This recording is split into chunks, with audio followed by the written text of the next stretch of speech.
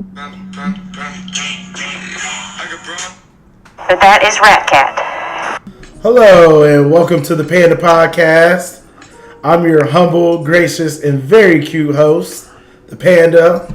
I'm alongside my partner in crime, my brother from the same mother, the Ratcat. We appreciate you tuning in to this podcast. We got a good one coming up for you, we think. If you like what we're doing, like the video, subscribe to the channel, and comment in the comment section and let us know what you think. And the most important thing we need you to do is, if you really like what we're doing, find 3 people you know who are generally into sports and just talking about shit. Tell them about our podcast, and then have them watch it. And then if they like what they see, have them share it with 3 other people. And then they share it with 3 other people. Then this thing just branches out of control. And next thing you know, we're the hottest thing on the block. If it's trash, don't tell anybody. But it's not going to be trash, so you don't have to really worry about that. But once again, I say I appreciate you guys for tuning in. Ratcat, how you doing today, man? Man, I just woke up from a nap, yo. I'm kind of struggling.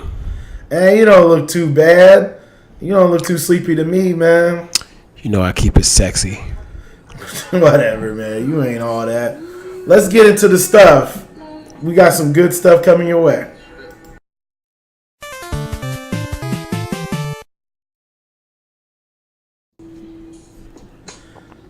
So, I was fooling around. I was playing NCAA Football 14, and also I was checking on the Blues versus Sharks game last night, and I kind of missed the Bucks-Raptors game.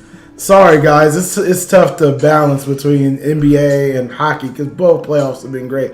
And we're actually going to talk about the Blues and the Sharks later on. Which I missed that. I missed that game. So I don't know anything about that at all. So tell me what went on in that Bucks-Raptors. The Raptors were in control of the game for 3/4 of the game. I mean, they got up by as many as 17 points. Dang. And Kyle Lowry was balling. I mean, which goes against his playoff narrative. Yeah, Kyle Lowry was making everything. Sure. Well, I think you're going to touch on this in a little bit, but is it true that he was the only Raptor to score in the fourth quarter? Listen, don't hold me to that, but it seemed like that. I don't think that's true. Insane. I don't think that's true at all, but it seemed like that. I swear I seen a shot chart where it showed that he was the only Raptor to actually make a shot in the fourth quarter of the game. So other guys hit free throws. So maybe maybe other guys hit free throws, but he was the only one to make a field goal attempt in the fourth quarter, which is still insane. It's crazy. Kawhi Leonard definitely did not make a shot in the fourth quarter. We'll get to that in a minute. But for me, the Bucks are just they're just a deeper team than Toronto. Yeah. So even though, Giannis didn't really get off, you know what I'm saying, like he normally would. Right. These other guys picked him up. I mean, big time picked him up. Bledsoe didn't play particularly well until he stopped shooting. And he started just driving to the basket because that's what he's really good at. That's what he needs to do more of anyway. He really should. Every time I watch the Bucks, they got plenty of shooters. Like, they don't need any more 3-point shooters. I mean, Lopez can shoot. Yeah. Middleton can shoot. Connaughton. Brogdon can shoot. Yeah. Really, they have an Ilyasova. They have enough 3-point shooters. Bledsoe doesn't really need to. But his ability to penetrate the defense and kick out, just kind of like Giannis can add another dimension to their team. And I think that's what he needs to do. That's when things really changed, was in the third quarter when he just started attacking the rim. It made them play a bit faster. The Raptors were controlling the pace of the game. You could tell that they didn't want to be in half court, having to face the defense of Milwaukee. But when they ran, it was good. But then Milwaukee started returning the favor.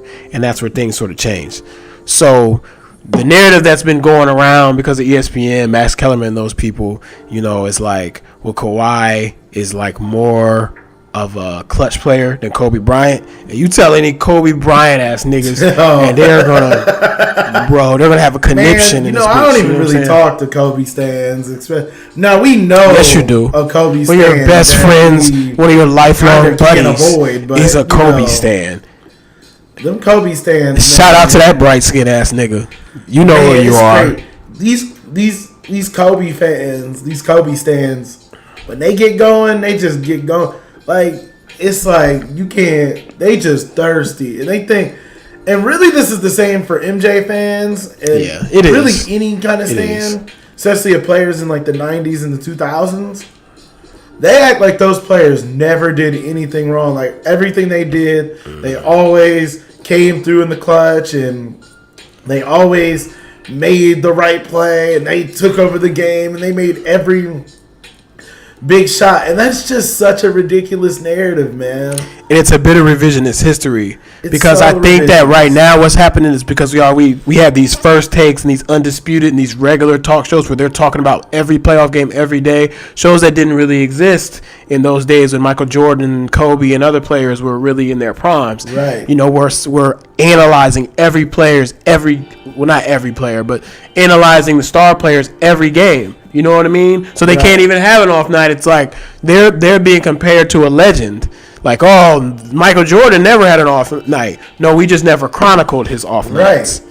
You know, Kobe Bryant never had an off night.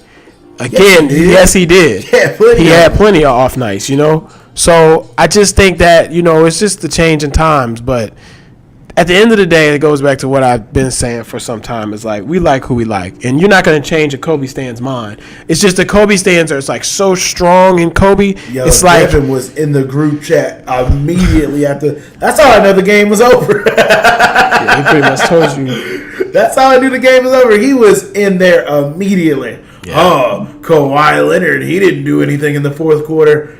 Kobe would have never beat, or he said Bean would have. Bean. So corny, Kobe, man. Kobe Bean. Kobe stands are so corny. So now he's Bean. Listen. Fuck out of here. It's like man. An affectionate nickname. It's like your girl. Hey, Bean. What if your girl's nickname was Bean? That's trash. That's super trash. Man, if your girl's nickname is Bean. It's like, okay, Kobe didn't got eliminated in the playoffs. Yes. Plenty of time. Yes. There were fourth quarters where he didn't come through. I mean, they had a 3-1 lead on the Suns. Yes. And they blew it. In Game 7 of that series, he didn't even try. He quit. He quit on the team. He said, which Kawhi has never quit on his team. Well, Skip Bayless thinks that he did. He quit. He was hurt, and the Spurs was handling it wrong. He just didn't trust them anymore. But Skip just trying to put food on the table, man. Yeah, shout out to Skip. Trolling. Shout out to Skip. He knows how to work the system. He is a pioneer. Y'all niggas turn in every day. We tune in all the time to get the laughs and get the jokes. Yeah. But Skip is a pioneer, and we wouldn't be doing what we're doing right now if it wasn't for Skip Bayless. So shout out to Skip. But yeah, that's the thing, though. It's like we analyze and that's what I've been trying to preach to my friends on Facebook and all this stuff is we overanalyze all this different stuff. Like it's one game. Yeah, Kawhi Leonard, he had a bad fourth quarter from what I'm hearing from you. Because again, like he had an unaggressive. Is that a word? Unaggressive? A non-aggressive. Thank you. Listen, I went to art school. I don't. It's all right. That's what your little. I left early to correct you. I did spend a little time at an academic school, but it just But he was just not aggressive, and I just think that he was tired. I think that he played a Game 7, and I know the talk is that was a few days ago or whatever, and he should be recovered from then. But he's not used to playing these kind of minutes. He was on the minutes restriction, and I'm gonna learn how to talk today. Minute restrictions when he was in San Antonio. And even in Toronto, they really monitored his minutes because of his health concerns. But, now he's playing big minutes because they need him. And that's another thing I want to tell you about the game last night. So there was a period in like the third, fourth quarter where they had to take him out. Like he had played crazy minutes. They took him out for like a few minutes, lead gone. Like basically they went from up almost double digits. That's been a theme of this playoffs, this entire postseason for the Raptors for the most. at least from the Sixers series on, is when Kawhi Leonard goes to the bench, it's like the team can't do anything. Right. And what's weird about that is the Raptors have been hailed all year being a very deep team. Bench. Yeah, deep team. But the bench has been non-existent. My guy Fred VanVleet has been a disaster in the playoffs. I think he had like one good game against the Sixers, but every other game has been a disaster. Head coach Nick Nurse didn't even want to play him. He thought, well, maybe I'll get somebody else in there and let them get the minutes. But he was like, I'm going to stick with VanVleet. And it seemed like it was good because he had that great game that I just mentioned. But then he went right back to being trash. And it was like, what do I even do? And then, like, the rest of the bench hasn't showed up either. So that was supposed to be the calling card, and the thing that kept Kawhi in Toronto is that they had a bench that they could rely on, and they had depth, which made them a contender. They're obviously still a contender because they're in the Western Conference Finals. East. But the bench has to show up better than it has been. And it can't be, we have to leave Kawhi in for 45 to 48 minutes because when we take him out, things just go to shit. They need other people to step up and actually do something. It takes a team. I said it the other day, it takes a village to win a championship. And that's another thing. We love to have these dialogues about, this star player X needs to do better. No, it's a team game. The team has to do better. I don't think that Giannis was great last night, but his team was. His team was awesome. It was sick, man. And that's what's helping the Bucks. Like, the Bucks don't have another, like, superstar like some of these other super teams are. But they have such a well-rounded team that fits well together. Mike Budenholzer has made a system for this team that fits what they do and plays around their strengths. And I think that's very important. And it's I think if you're not a team that can go out and get superstars, this is the kind of team that you need to build. Right. And I think that's the way that small market teams need to go. I think they need to just monopolize on these role players. Just lock them up. Get these Ilyasovas. Because if the big market teams are going to take all the stars and they're going to recruit all the big name players, like the Knicks are going to blow up off of KD and Kyrie and all that. But give them no role players. It's going to wear those guys out. You still need one star. You always in this league in the NBA. You always need at least one star. No doubt. And then you can build around that guy if you're a small market. I think the days of that Pistons team that we seen with Ben Wallace and Chauncey Billups. It's tough to do that. I think that's done. Yeah, it's tough. But they had their chance. They had their chance. They obviously succeeded, but I think that's done. Especially when you're now having like 2 and 3 superstars to a team. But I think if you have one star, especially a unicorn like Giannis Antetokounmpo, you can just build around them. Eric Bledsoe is like a good borderline 2. He might really be a 3, but for this team, he can be the 2, and he can control the tempo of the game, and he can be aggressive and look to get others involved and look for himself to get to the basket. But I think if you can just like build a solid team around a guy, then you'll be fine. And right now, the Bucks are showing that they've built a team around Giannis, and the Raptors, while they may have shown up in the regular season, they're not showing up in the postseason, and that's what matters. But again, let's be reminded that this is just game 1 of a series, and that's another thing that tends to happen now because of the way our media is set up. Is like it's a series. Like, teams are going to win and lose. If we think that it's going to go 6-7 games, then the underdog is going to lose, like or the favorite. Like that's the way this thing goes. But we want to make like dramatic decisions about one game. Oh, this series is over. They lost game 1 at somebody else's home court. They don't have a shot in hell. No, I'm not saying I personally think the Bucks are going to win the series. But it's not like you can make any definitive statement off of one game. Over. And even with that, though, Bucks only won by like 8 points, right? They did. Now, are you going to get that kind of contribution from Kyle Lowry again? And the Bucks, again, you didn't see the game. They didn't play particularly well. They missed a lot of shots and just didn't look their normal selves. So it does look like a pretty tepid situation. for Toronto, but it's not over. But yeah, it's not over. They were dominating the game really for 3 quarters. So if they can how can you say replicate what it's they over? did through 3 quarters and just bring it over to the 4th quarter, they'll get it done. And they'll get at least 2 home games. I just think they were probably tired. Yeah. They played a long, drawn-out 7-game series with the Sixers, whereas the Bucks, they finished the Celtics off in 5. It happens. They just didn't play their best game.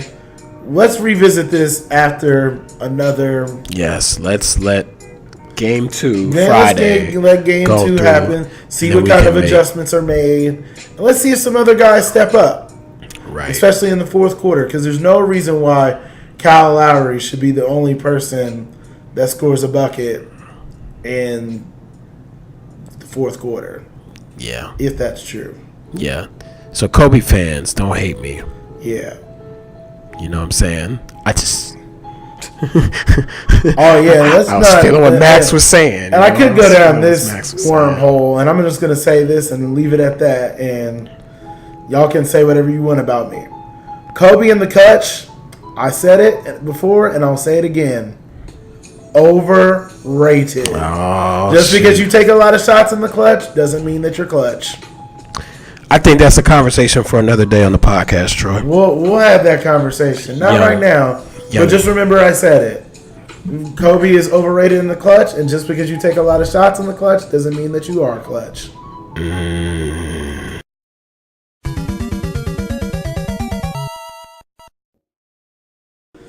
So, as I mentioned to you, I was watching the Blues versus Sharks game last night. My main man, Kemp Dog, went from Colorado to St. Louis to go to that game. Shout out to the man, Kemp Dog. He was in St. Louis. He wore his powder blue and yellow Tarasenko fit. Because that jersey is nice. Like, that man has a ton of hockey jerseys, and they're all pretty dope. Like, he got the Brett Hall. He got a couple Tarasenkos. I think he's got Alex Pietrangelo. Hockey has dope jerseys. I just think that a lot of hockey jerseys it's time for me to get me a Jackets jersey, and you definitely need to get you a Blackhawks jersey. Yeah.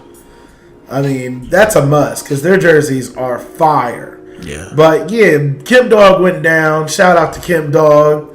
He went down to St. Louis to the game. He was real excited. I don't know if he's going to be there for Game 4. I think he might be heading home. I have to talk to him.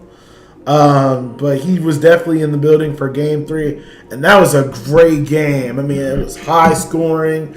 There were lead changes. And in hockey, there's not a whole lot of lead changes because, when you get a lead, they got to tie it back up, and then they got to take the lead. And then, but, yeah, it was a kind of a back-and-forth game. There's not three-pointers in hockey. Yeah, there's no three-pointers in hockey. But they ended up going to overtime, and it was 4-4. Mm-hmm. So, in the overtime, in the conclusion of the overtime, my man on the Sharks had the puck come up. He hit it down with his hand. It bounced across the ice to this other dude on the Sharks, and he just passed it off to another dude. He slapped it past Bennington. Called game. Okay, so people 3. that are just not learning about hockey, like, tell them is that okay? No, that's not okay. That is like it's like illegal batting, or it's like a illegal use of your hand. Well, I say that because I've watched a lot of hockey where sometimes the puck will be in the air and they'll catch it and put it down. Yeah, and it's sort of a thing where you have to put it down quickly. Like, if you just have to catch it, if you hold it and you skating around with it, you can't hold it. Yeah, you can't hold and skate with it, and you can't knock it somewhere. You have to catch it and put it down. So this is a judgment call too, right? It's a judgment call, but it's a rule. Right. But you have to catch it, and they can discuss what they saw. Yeah. But you can't go to replay and review it because hockey has replay, correct? Hockey does have replay, and they use it for things like if the goal came out the pegs, or if there's an offsides, which they be looking at like if a hair is offsides on the attacker going into the zone before the puck. But this was a blatantly missed call. Like anybody on the internet could see that was a missed call. And if you went back to replay, you could easily see that it was a missed call. And it ultimately affected the game. And trust me, as a Michigan fan, a lot of us are still hurt from when we thought that JT Barrett was short on the goal line against Ohio State like 3 years ago. We still hurt from that because that was the best opportunity we had of beating Ohio State in the Urban Meyer era. Any of the Buckeye fans listening to this pod are ready to they ready to clown. That's cool. I still think that's not why we lost. And the reason why we lost that game is because we didn't even get a first down in the fourth quarter. And you just can't do that. But it would have helped if they would have actually went back and reviewed and looked at that spot and seen that JT Barrett was short. But that's neither here nor there. But it does lead to the ultimate conversation. Like there's a constant dialogue in sports between replay and do we just leave the human element in the game or do we replay everything? And I think the frustration that comes from replay is if you don't want it, don't have it. Okay. But if you do, and something as flagrant as that has an opportunity to be looked at, and you can correct the call, because that's the ultimate goal of replay, is to get the call on the field right, correct? Yes, I think frequency of replay usage is a point of contention as well. Yeah, and that's where the issue comes in, because if you do just review everything, then people say it slows down the flow of the game, right, and things like that. But there's some people that think, well, we just need to get these calls right, and there's some people that are like, man, fuck replay altogether. Let's just play the game. Human element is part of it. Right. But what sucks about this is you do have replay, and this is a big play that could ultimately cost the Blues the series. I mean, the Blues just lost home ice advantage now because the Sharks came into St. Louis and won Game 3, thus taking back home ice. That is a huge deal. Like the Blues lost the game on a clear infraction. Right. So this is kind of like the Saints in the playoffs, right? Where they're feeling like they lost an opportunity at the Super Bowl. Now I'm sick of the Saints because they've been whining since. Okay. All right. Saints, I tried for y'all, but I get the Saints and I get any Blues fan that's upset with that call. I get it. I'm with you on that. But the problem with the Saints is they're still whining about it like 3 months after, 3, 4, 5 months after. That happened back in January, right? January, yes. The shit is over. There's nothing they can do about it. The Super Bowl has already been played. There's literally nothing else that you can do about the situation. The Patriots ain't going to play you in the Super Bowl and like a makeup Super Bowl. They was trying to make claims to the Super Bowl. Like, just because you beat the Rams doesn't mean you won the Super Bowl. Right. No, it doesn't. Because you probably would have gone to the Super Bowl and got smacked by the Patriots like most teams do when they go and play the Patriots in the Super Bowl. But and luckily for the Blues, if they don't let this penalty affect them too much, the series is only 2-1 San Jose.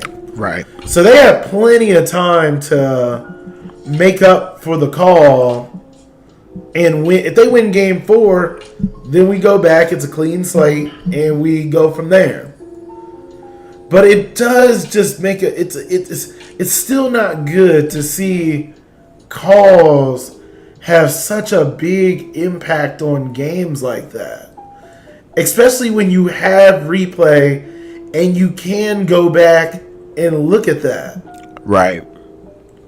And then also I want to address fans. Like, I don't think refs are cheating for teams. Is I mean, as I say that, I think about Tim Donaghy or whatever. Yeah, that's he the was- ref. Tim Donaghy was the NBA. yeah, he ref, was right? he was involved in that, but I feel like that's a little bit different. But That's a I little bit see different. the Sharks have been cheating their way through the playoffs. Yeah, could you call what the Sharks did cheating? Yes, but I don't like to look at it that way. I look at it like they overstepped the boundaries of the rules, which that happens in play all the time. It's no different than a receiver kind of giving, a little push off before they go catch a pass. Or it's no different than the corner holding a receiver ever so slightly and the ref's not catching it. Those are professional moves right there. That's just part. I think that's part of the game. And the player for the Sharks that knocked the puck across the ice to the dude who passed it to the dude who made it, he put the onus on the ref to make the call.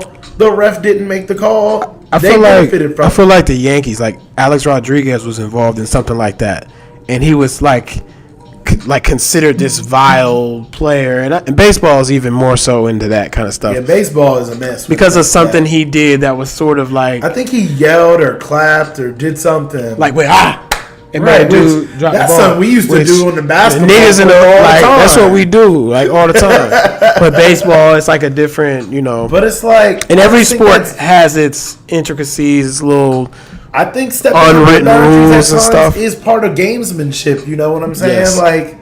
And I think that the call should have been made, but the Sharks player just put the onus on the ref, and the ref didn't make the call. I don't think the ref was trying to do in the Blues. The ref ain't got no. What value would it be for him to do so? I mean, they're like, but people think, they're paying the ref. Man, they ain't paying the ref. paying the refs. So they're So then paying every the team ref. should do that. Every team that wants to win a championship should just grease out the refs, Yeah, they should just like grease all them the up. time. You know what I'm saying? And And even if you got paid as a rep, you're taking a real big risk here. Yeah. Throwing a game in St. Louis. and as a sport, you're doing a lot of what's the word? You're I'm just looking basically for? questioning the integrity The of the entire integrity. Thank league. you. Integrity. The And that's integrity of the ridiculous. sport is You can't questioned. do that. I get it. It was a terrible call. Or a terrible no call, I should say. I just think human beings make mistakes. I think at the end of the day, humans make real life mistakes, even things to us that might seem very, very obvious. I mean, you ever see court cases where it's like, yo, that nigga definitely killed that nigga. Yeah. And then the jury's hung for like weeks and months. Like, that's Right. because you get a collective of people in the room, people see different things, and they can't come to a clear conclusion. So Right. then in sports, they just have to decide something. They can't continue like a trial would. They have to decide something, so then they just pick something. It might not be in the best benefit of my favorite team, but me, I've always been a person that felt like at the end of the day, like there was something else that I could have done, or in this case, my team could have done better. I'm a Miami Hurricanes fan, right? That loss to Ohio State in the national championship haunts me to this day. Okay? That's something I'll never forget as a fan, ever. But doubt. some Miami fans like to parade the whole, we really beat Ohio State. They cheated, blah, blah, blah. We No, won. you didn't. No, we didn't. No, we didn't. You lost When to Ohio State. First of all, they had the lead like the whole game. We had to fucking kick a field goal to tie it up late. Also, there was a missed hold. There was a on missed- on the return that set up the field goal by Yeah, that set up to Seaver's take it field goal to- overtime in yeah. the first place. Yeah.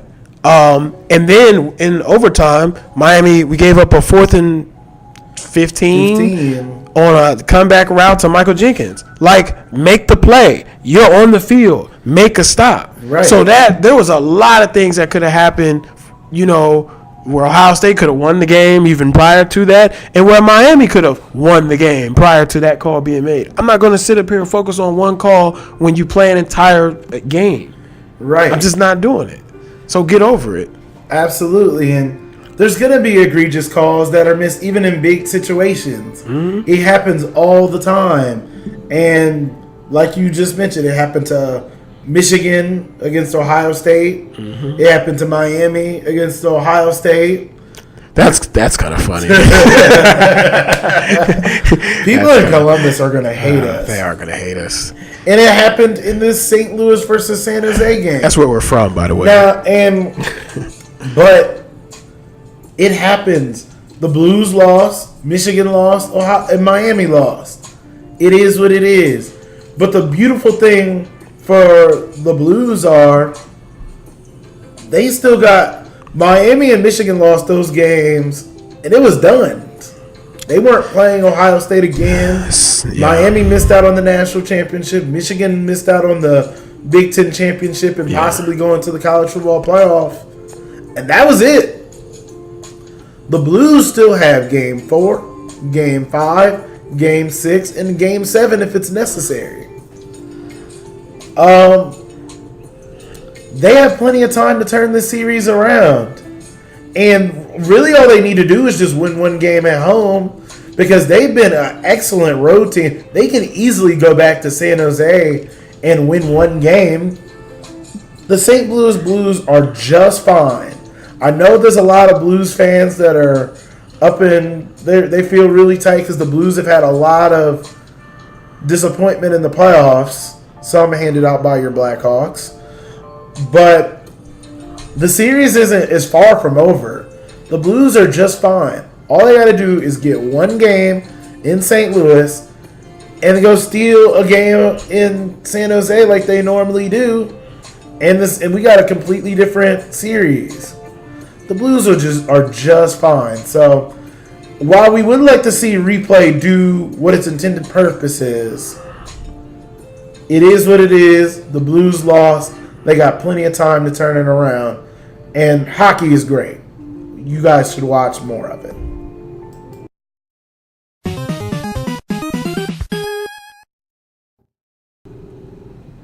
So, I'm hearing that old NCAA might be coming back, eh?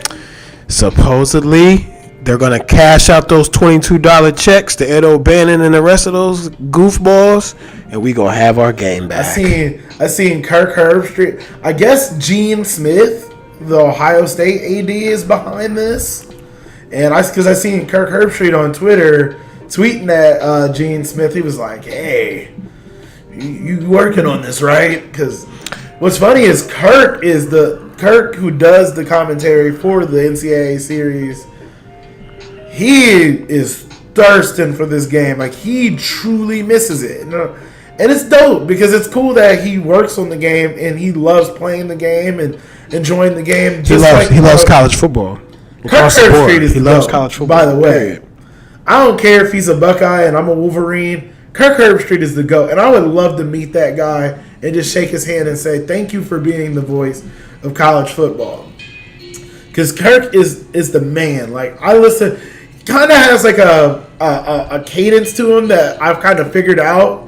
And he kind of has like some little buzz phrases and words that he kind of likes to say. He's been doing this a long time. But he draws me in every time. Pause. But, you know, the dude is amazing. Like, I absolutely love me some Kirk Herbstreit. Like, he is college football to me. Now that Keith Jackson has passed along, rest in peace to the great Keith Jackson in Game Breaker 99. Now that Keith Jackson is gone, that was the voice of college football for me. Kirk Herbstreit is the new voice of college football to me. And also, I want to shout out my man Joel Klatt. I love him too. But listen. Kirk Herbstreit. We're gonna move on from your man crush right now. All this loving that you're showing. I just want to show. So what did Gene Smith do, fam? I just try to show the pioneers of this thing the love and the respect and the honor that they deserve. But going back, Kirk's great. We love Kirk. Shout out to Kirk. So Gene Smith is bored right now. He don't have no greaseball coaches to protect. You know what I'm saying? Or no player problems to cover up. So he's trying to stick his nose into something a little bit more appreciated. You know what I mean? At least by the rest of us college football fans. He kind of needs some PR because Buckeye fans, non-Buckeye fans, all of us think he's been dropping the ball. We all surprised that he still has a job. Hey, listen, brother, you got to do better. You know what I'm saying? lot of us chocolate folk don't get these positions. You know what I'm saying? So let's start doing better. So what's the deal? So what's up with the NCAA game? Well, it looks like they could be coming back. They're looking like they're trying to find a way to compensate the players for the game, which probably means that the names and the likeness. They're going to compensate current players, like players that are playing right now. Yeah, I think that's what they're saying. They're saying the NCAA is going to try to work out a way to compensate the players for the game. I don't know how much exactly they're going to get from the game or how much of proceed. But I remember I asked on Facebook a while ago, would you pay $10 extra for the game? Because the game was like $60 to buy. Yeah, but would you pay $70 for the game if it came already named, all the players, everything was just mad authentic on it, and that $10 that you paid, its proceeds went to the players getting a little cash from it? And all but like one person. Can I respond to that? Yes. Because I'm not on Facebook. Abso-fucking-lutely, I would. I think when I posted that, all but like one old fuddy-duddy dude was like, there was one fuddy-duddy dude who was like, no, I could care less if they put the names in the game. I'd rather it just be $60. But everybody else was like, yo, I give $20 to the game. I was like, but the thing about it is I was with him. I was like, I'll pay $70 for the game if it comes with every player name, likeness, they wear their equipment right, it looks the way it's supposed to, because I just think it's dope. But I don't really care about any of that. They don't even have to put the names and stuff on there. You know that Operation Sports or one of those, internet groups is going to do that kind of stuff anyway. They always have. When we used to play the game back when it existed, we always were able to obtain the rosters that had everything set up. Shout out to Operation Sports. Y'all are the real MVPs. Yeah, y'all been a plug for years. For these games, man. Like, I got updated rosters on my NCAA 2014. That's crazy. Now. And they're still working. Like, they're working on the rosters for the upcoming season right now. These guys are dedicated at what These are just passionate people that love the game. Man. They love the game. And the thing about it is, if they come out with another NCAA football game, they're going to be right back at it with that game, too, making sure everything is the way we need. So they could just put random numbers, random skin tones, just make the players as good as they really are. Mm-hmm. And the Operation Sports people got that on lock. They'll have it looking right, looking tight, and we'll have what we need. We just need another game back out. Now, so obviously we're all really excited about the opportunity, to have a game like that, regardless of how they make it. What would you be looking forward to seeing in the game? First off, I'm gonna upset people. I might even upset my man crush Kirk Herbstreit. If EA Sports is doing the game, I don't want it. Because they've had plenty of chances from 2003 to 2014 to make a sound game that wasn't broken, that wasn't full of glitches, didn't have stupid modes like, what was Campus Legend? One Campus Legend or something where you could put Tebow on the Baylor Bears or something stupid like that. No, I don't want that shit.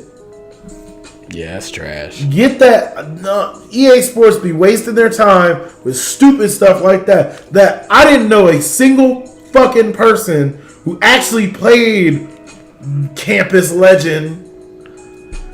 I don't know a single person who actually played that mode. Take that shit out and make your dynasty. Make playing the computer better. The computer runs screen passes and all streaks on third down almost every fucking time. Okay, can I throw out a quick conspiracy theory?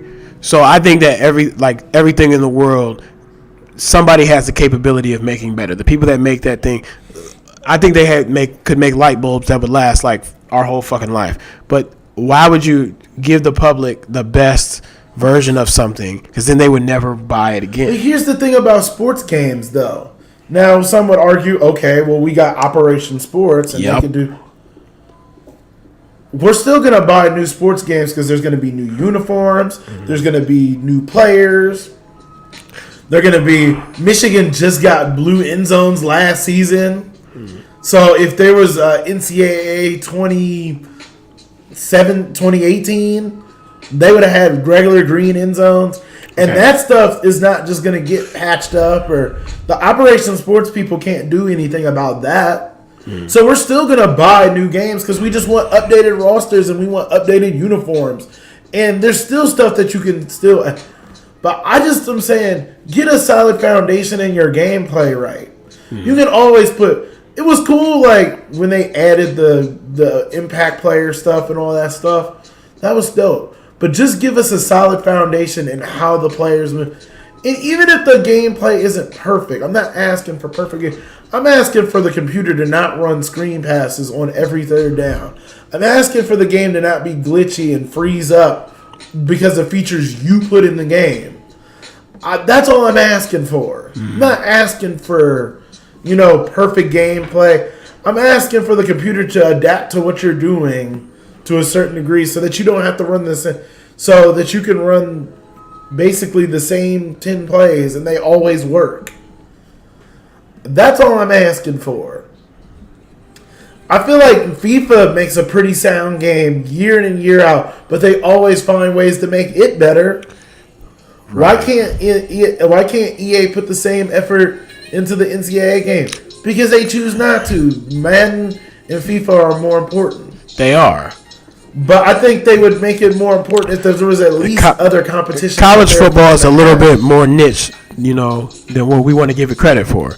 It may be the second biggest sport in America, so to speak, because it's football, but it's, the lower level of football. Whereas FIFA is soccer. That's the sport that's worldwide appreciated. And then American Football Pro, the NFL, is the biggest sport in the country. So they're not going to put the same effort into it, So those are the kind of suggestions that you wanted in the game. It's just improving the artificial intelligence and the play and things like that. And I just don't trust EA Sports to do that. But I could be wrong. EA Sports could come out with a new, attitude. They're like, hey, our game was taken away from us. This time we got to do it right and make sure it stays with us.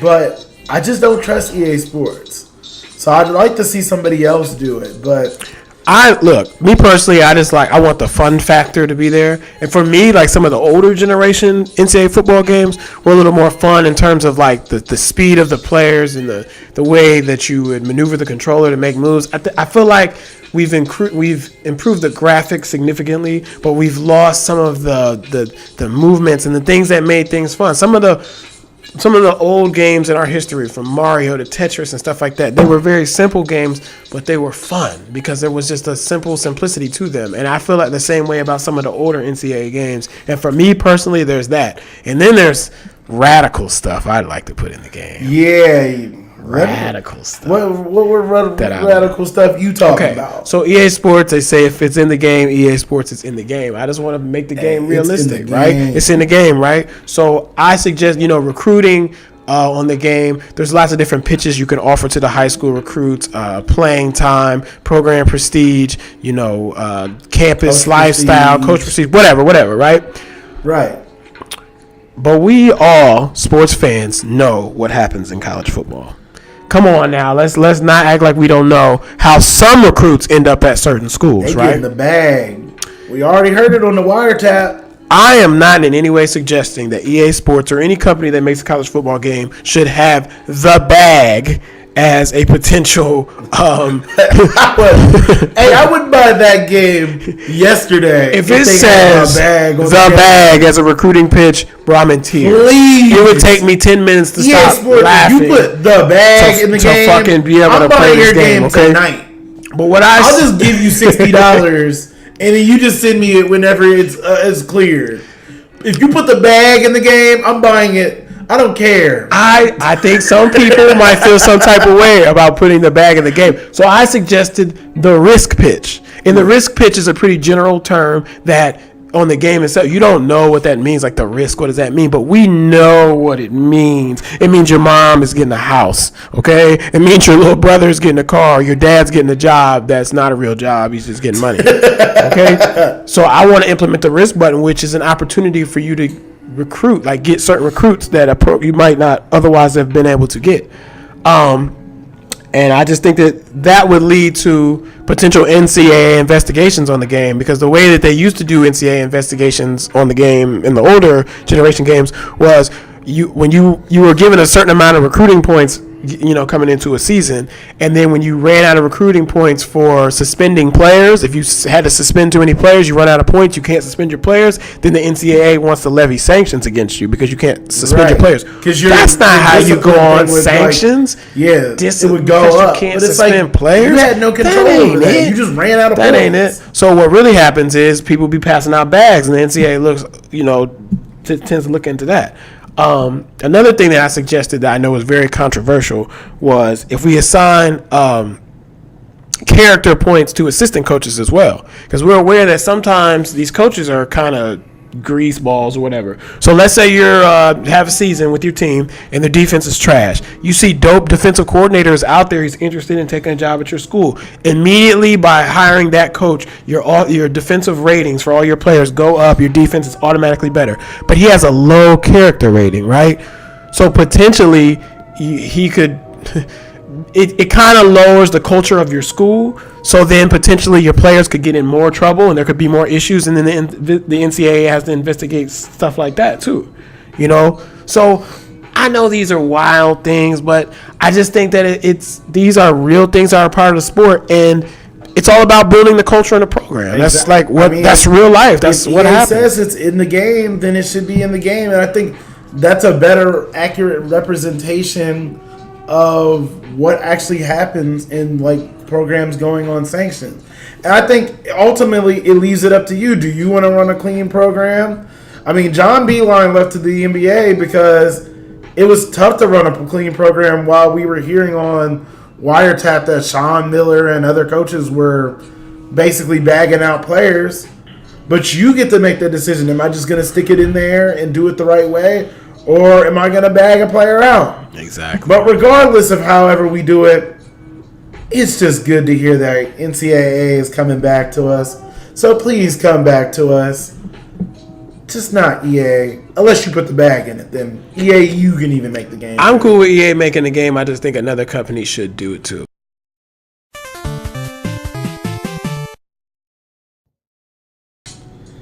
So we're going to finish this thing off not talking about sports, because what's the fun in just talking about sports? There's more to life to it. And there's something else that's near and dear to my heart that I really want to get into my bag about.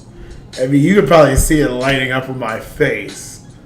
I just love You're just so happy right now. I got to talk about my Pokemon. Oh, man.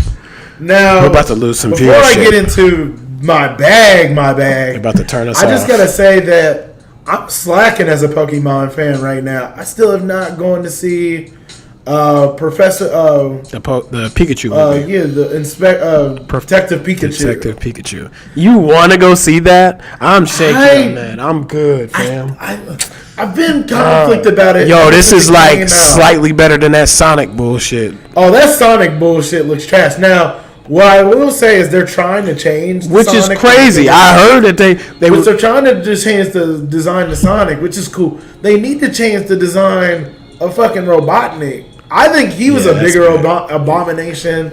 Now, I guess he blows up in the gets bigger in the show. Well, okay. I mean, in the movie. Okay, that's fine then. But why is Jim Carrey playing Robotnik?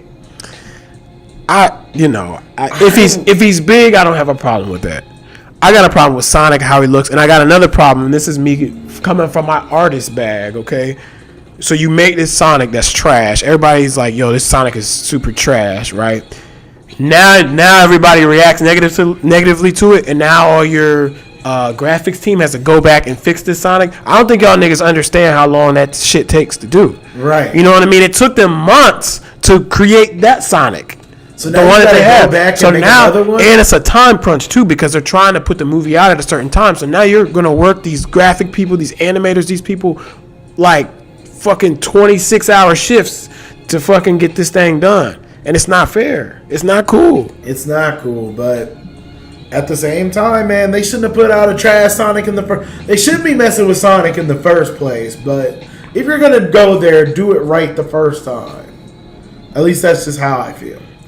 But I still want to give this Detective Pikachu movie a chance. Like, it might be good. I do like that it's got newer gen Pokemon. So, like, when people go in and watch it, they're not going to just see it's the 150 that they always see. I think it's time that we need to, if you truly like Pokemon, you need to branch out and go see some of these other Pokemon that are out here in the world. There are other really cool Pokemon out there for you to see, which is going to lead to me getting into my bag.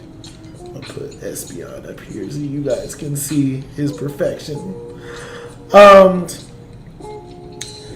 So there was a meme going around that started on Facebook where it was like, based on how much you know about me, or like it said something like, based on what you know about me, who would be the 6 Pokemon that would be in my party? And me being the Poke nerd that I am, nobody can figure me out, because what would normally make sense for me, well, first of all, most people only know the original 151, and a lot of the Pokemon that even fit for me, if you just go off of what you know about me, don't really exist in the original 150. Like, there's no Pangoro, there's no Ursaring, there's no Beartic, there's no Beware, there's a lot of Pokemon that you would probably associate with me that didn't exist in the game in the Generation 1. So, people took a good shot at what Pokemon they think I would want. But the truth of the matter is, I'm a psychic lover, and I just absolutely love psychic Pokemon. And while it's common knowledge, I don't think that people realize how much I love psychic Pokemon, and that all 6 Pokemon in my party would have to be a psychic in some way, whether it's a pure psychic, like my beautiful Espeon here, or a multi-type, like a grass and psychic, or something like that. So people had a hard time figuring me out. Also, I know so many Pokemon from various different generations that even one of my friends was like, I don't even want to try with you, Troy, because I can only stick to the first generation of Pokemon, which I told him. I was like, I know that some of y'all are like that, so I had a Gen 1 list prepared for them, along with a list that included all the Pokemon. Because I'm the Black Professor Oak. I gotta go all out for this. So they couldn't figure me out. But what's crazy is I'm actually pretty good at figuring them out. I don't think that's crazy. That makes a lot of sense. I find it very interesting to try to think about, like, when a person asks me, Troy, what kind of Pokemon do you think I would like? Or they ask me, like, Troy, what's a good Pokemon for me? I feel good in asking, because I think I can figure it out. I can just kind of get a feel of who they are. Now, it helps me when I really know the person. Like, I could pick Pokemon for you for days, because basically, I could just pick any old fighting type Pokemon, and you're going to like it. And the 2 that I actually really do give a whole fuck about, those ones, are Lucario and Blaziken, who are both multi-type fighting types. Like, Lucario's fighting and steel, Blaziken's fire and fighting. So, yeah, you're pretty easy to figure out. Like, I actually should have came up with a list for Lauren, because I know for my friend Lauren Hess, which y'all should check out her YouTube videos too. She makes some dope nutrition videos. I could just pick all the Shout out to Hess. Okay, go ahead, boss. I could just pick, like, all the dog Pokemon, or, like, more so the puppy Pokemon. So, like, the pre-evolution Pokemon, like Growlithe, Houndour, Rockruff, Lillipup. Just any, like, little puppy-looking Pokemon, she'll eat that up. I could go 6 for 6 but it's like these people that I haven't seen in a while, or I haven't talked to, I can even do them pretty well. I get 3 out of 6 for them, too. And I just think it's absolutely amazing that I could do that, because it's crazy. But I just try to find, what I try to do is I just try to find, like, one thing about a person. Like, I did my friend Anthony Woods. Shout out to Amp. And I know he's a USC fan, so I went with, like, Golurk, Rapidash, Aegislash, Escavalier was his signature Pokemon, Snorlax, and Machamp.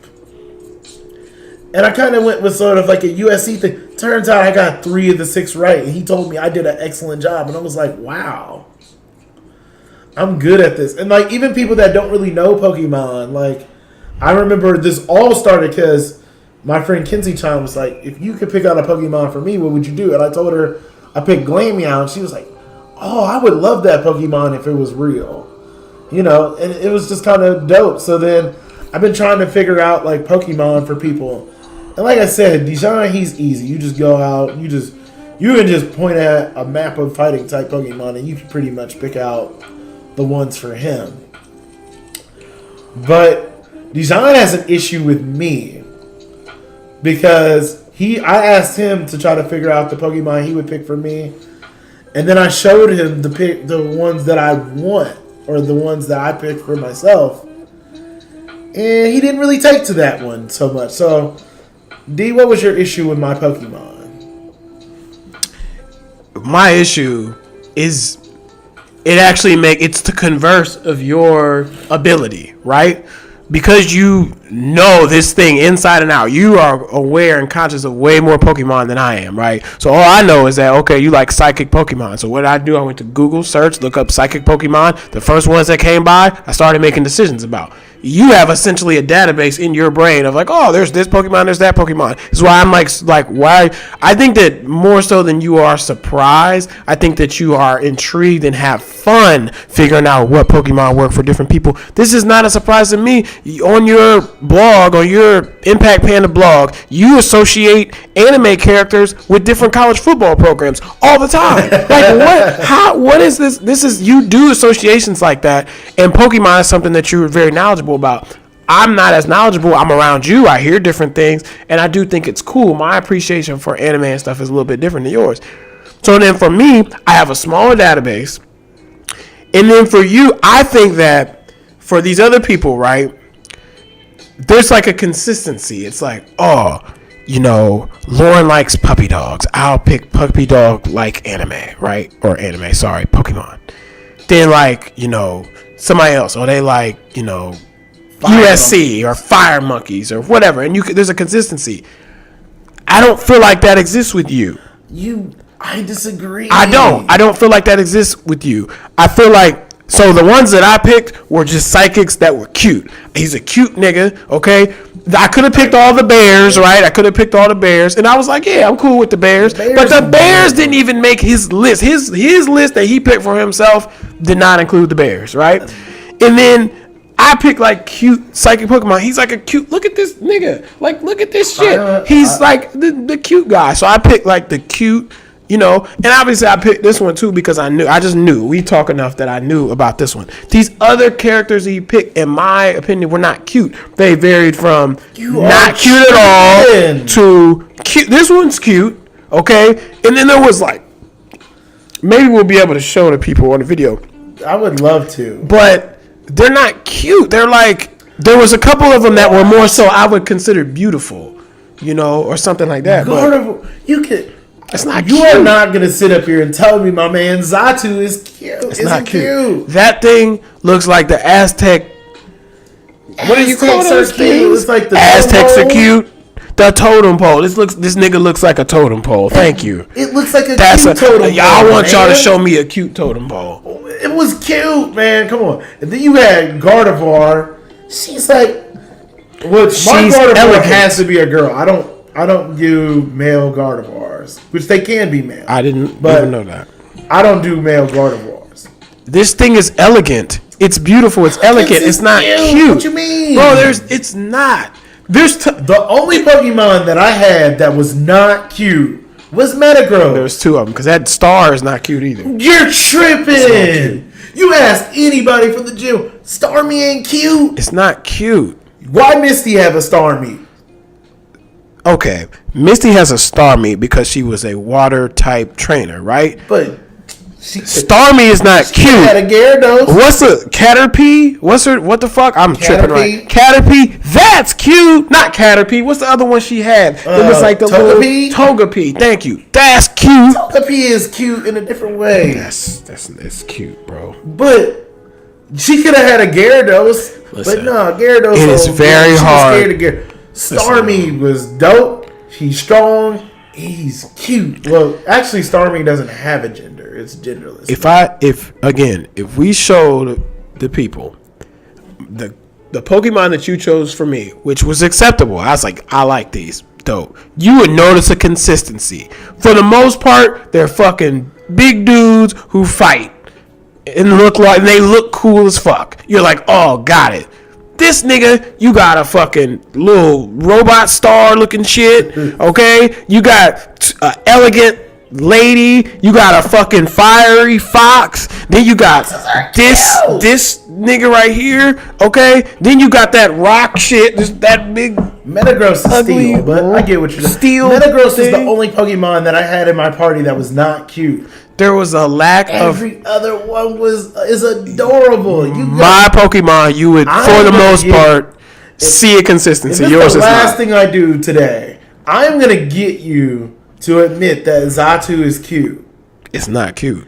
It is so cute. It's not cute. Have you ever seen Xatu with its wings out? In fact, you cut Xatu in my hair before. And it wasn't cute when I did it. Yes, it was. It was amazing. It was cute.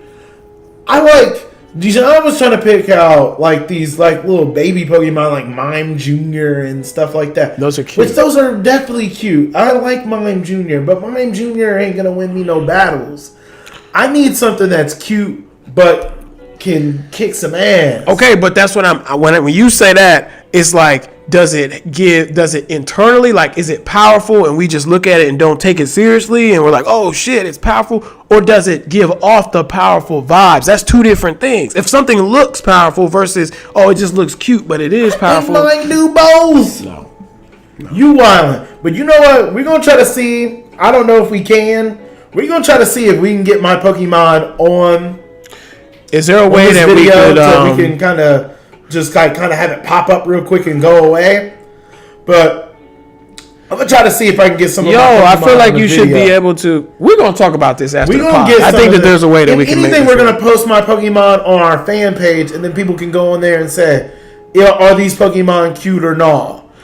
My Pokemon and is there any sort of... cute. Don't just leave it there. Is there any sort of consistency to Troy's? Because Troy's, I just look at it, I'm like, what a conglomerate. There's a major consistency with them. They're all psychics. Okay.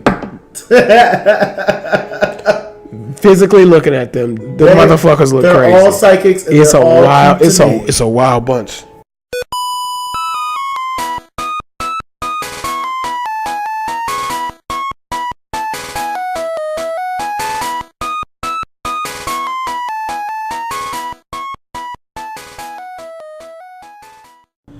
All right, that's all for the Panda Podcast. If you listen to this far, including the Pokemon part, we love you and we appreciate you doing this. If you enjoyed what we did, again, I ask you to like the video, subscribe to the channel, leave comments, come on the podcast and tell Dijon that my Pokemon are cute. And then the most important thing, like we said, is go out into the community and tell 3 other people that you know about our podcast, and then tell them if they like what they see to tell 3 or more other people, so we can branch out and we can be like Pinky and the Brain and take over the world. Again, shout out to the Vibes, Chill Cal Lo-Fi Station. Check them out if you want to do some studying or some reading and you want a little background vibes, or maybe you in your house smoking a little hookah or something like that. You can get you some little vibes to chill out with. Appreciate you for the vibes, Chill Cal.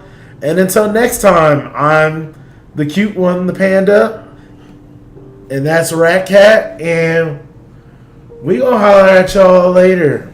Man, can you stop talking? I'm trying to go make some nachos. Ooh, you making that big old thing of nachos?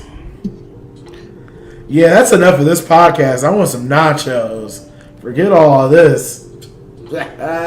Yeah. Cut!